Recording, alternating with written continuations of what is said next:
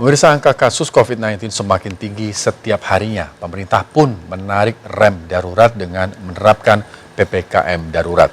Sejumlah sektor dan aktivitas dibatasi secara ketat. Lantas seperti apa tanggapan masyarakat terkait PPKM darurat? Berikut liputannya untuk Anda.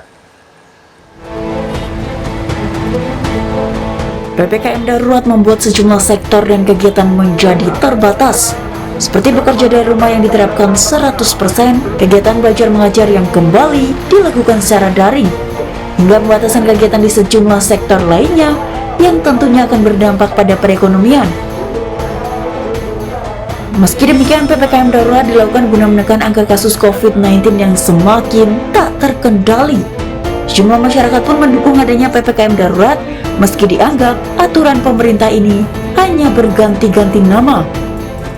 Saya sih mas sebagai masyarakat melihat ini semoga sih nggak cuma kayak ganti nama aja ya, kan dari dulu ada PSBB, PPKM mikro, kemudian PPKM darurat, dan memang kalau misalnya dikatakan setuju apa nggak setuju, in point setuju, tapi ada beberapa poin yang menurut saya nggak setuju. Pemerintah juga harus bertanggung jawab terkait dengan dampak ekonomi yang pasti nanti akan ditimbulkan dengan adanya PPKM mikro darurat ini mas.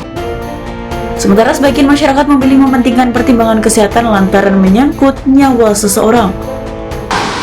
Kalau melihat kondisi Jakarta yang seperti gini, dengan pertimbangan kesehatan saya setuju sih, pada pertimbangan setuju.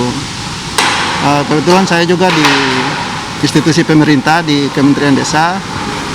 Mungkin langkah pemerintah sudah sangat tepat ya, artinya untuk mengantisipasi lonjakan yang lebih drastis lagi ya.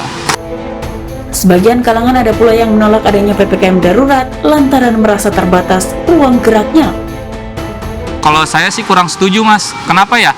Ibaratnya kan kita mahasiswa ya, dari kalangan mahasiswa ya, kita nggak bakal setuju karena nggak lebih efektif sih ya. Jadi kita ibaratnya tatap muka aja, ibaratnya susah nanggep ya, apalagi kita daring gitu, nggak bakal masuk ke otak ibaratnya gitu. Seperti buah si malakama, PPKM darurat dilakukan guna menjaga rakyat Indonesia dari paparan virus corona, namun di sisi lain menumbangkan perekonomian rakyat.